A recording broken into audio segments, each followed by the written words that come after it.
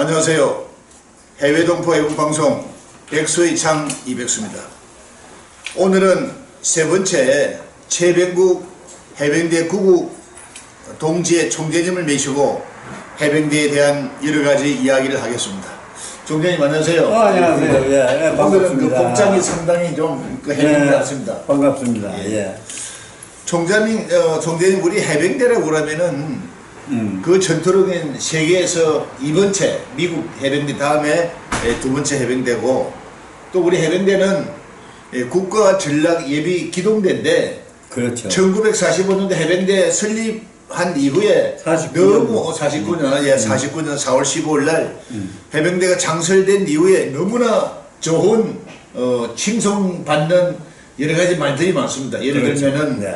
한 번 해병대는 영원한 해병대, 그렇죠. 또 귀신 잡는 해병대, 예. 신화를 남긴 해병대, 예. 싸움에는 반드시 이기는 해병대라는 다른 어느 나라 군대에서도 볼 수 없는 그러한 아름다운 존경스러운 장미가 많은데, 그 유래라든가 내용을 좀 잠깐 설명 좀 해주시죠. 아, 그래요.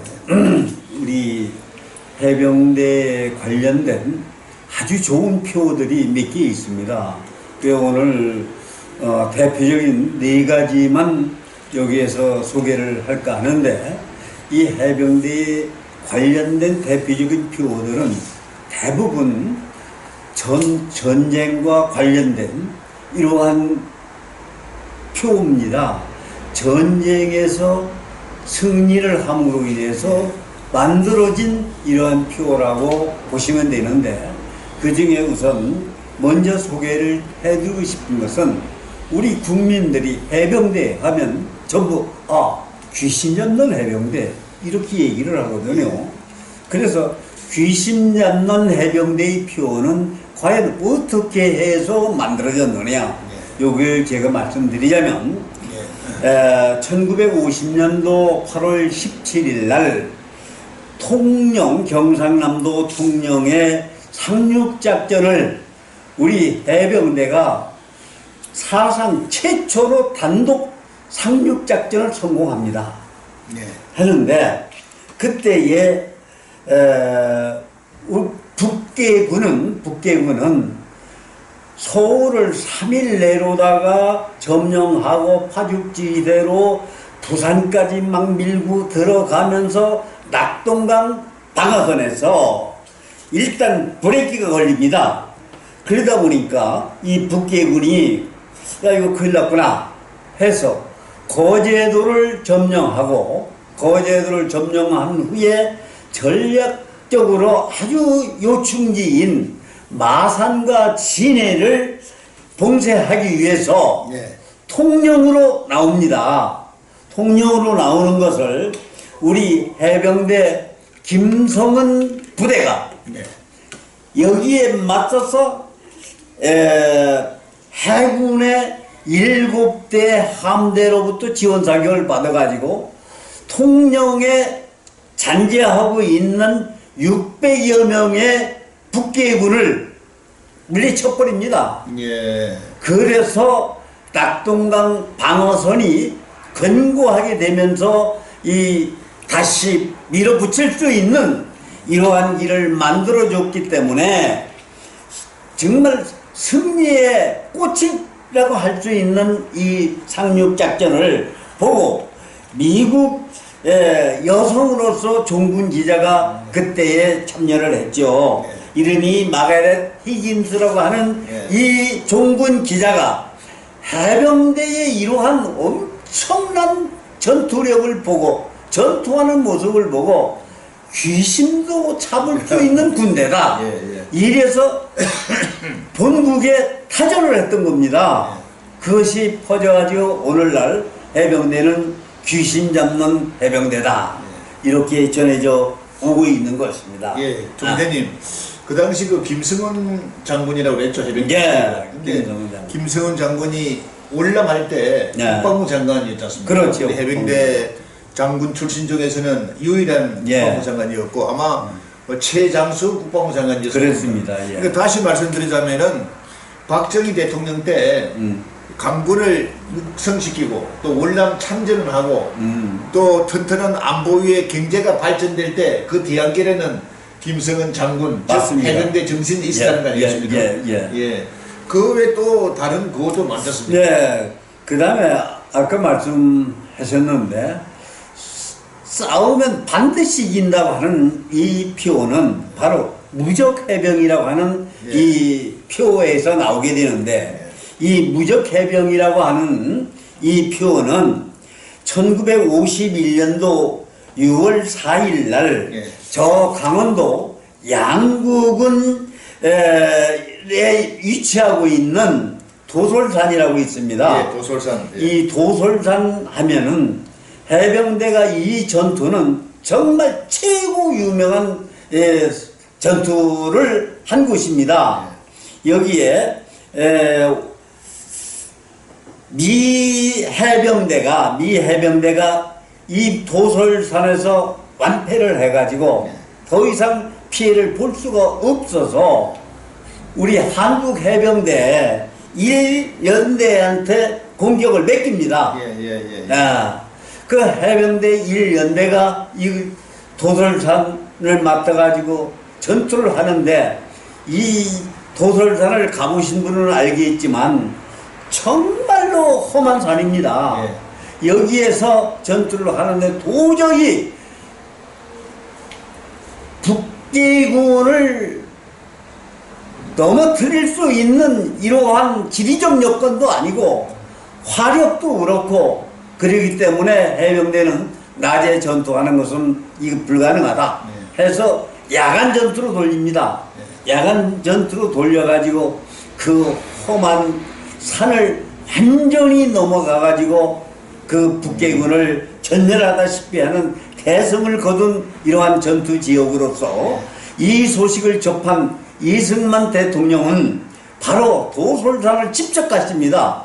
가셔가지고 부대를 칭찬해주고 거기에서 희호를 무적해병이라고 하는 희호를 하사하시면서 전 부대 표창을 했던 이런 전투 지역입니다. 그래서 그때 무적해병이라고 하는 이 표어가 나온 겁니다. 우리 해병대 여러 가지 군가 중에서 도솔산 작전이라는 유명한 도솔산 칸 아주 유명한 승리의 산.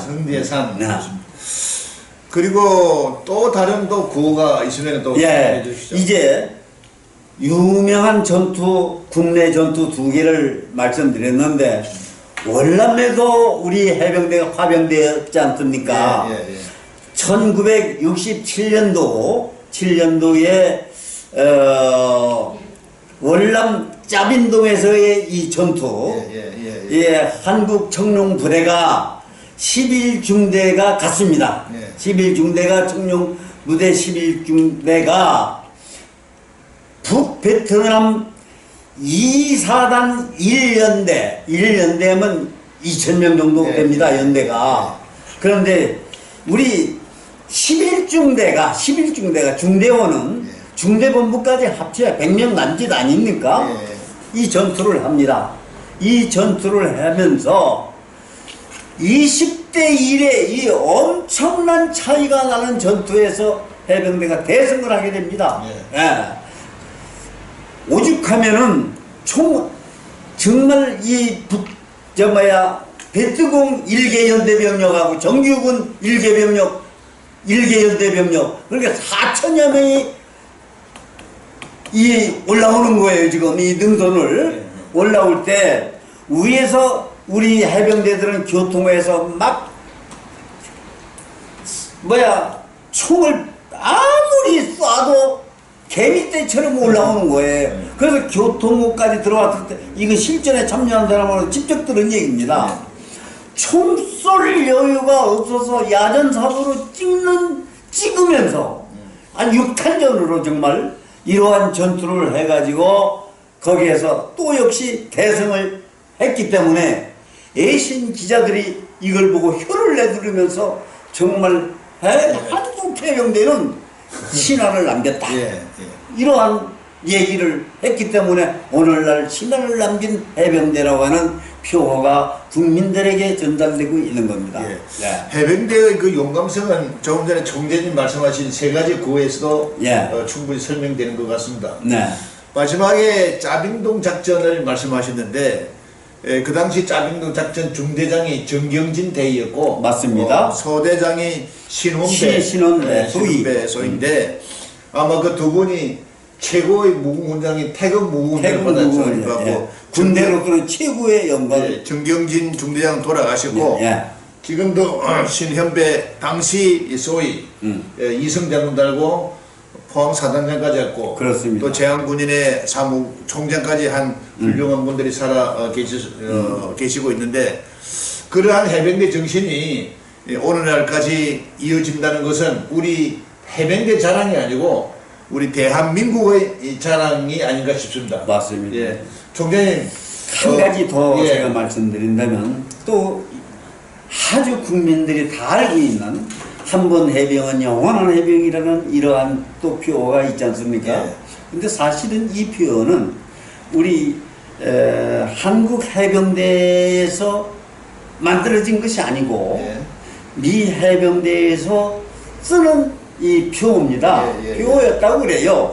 그래서 미 해병대에서 once marine, always marine 이렇게 나오는 그 표어를 우리 한국 해병대에서 보니까 저 표어가 너무 좋다. 그런데 우리 한국 해병대들은 미국 해병대 거의 흡사합니다. 거의 흡사해요. 그래서 그걸 따서 한 번 해병은 영원한 해병이라고 하는 것을 정말 이건 온 국민이 다 아는데 이게 비록 표만 가지고 한 번 해병은 영원한 해병이 아니라 한 번 해병대에 들어갔던 사람이라면 즉 가슴에 붉은 명찰을 붙였던 사람이라면 저 땅속에 들어갈 때까지 그 해병 정신 철저합니다. 예. 그리고 이 해병대에 나온 사람들은 정말 선후배가 분명히 가려져 있는 기수가 있습니다. 기수 문화가 아주 철저합니다. 자기가 아무리 뭐 똑똑하고 훌륭하고 뭐 하더라도 나보고 기수가 빠르면 선배님 필승 할 수 있는 해병대. 이게 바로 단결할 수 있는 이러한 것이 아닌가. 그래서 한 번 해병대는 영원한 해병대다. 이렇게 부러지고 있습니다. 감사합니다. 네. 지난주에도 말씀드린 식으로 앞으로 해외 동포 애국 방송 백수의 창에서는 매주 한 번씩 최병국 전국 구국 동지의 총재님을 모시고 일주일에 한 번씩 해병대에 관한 이야기를 하겠습니다. 총재님 감사합니다. 수고했습니다. 감사합니다. 네. 이상 해외 동포 애국 방송 백수의 창 이백수입니다.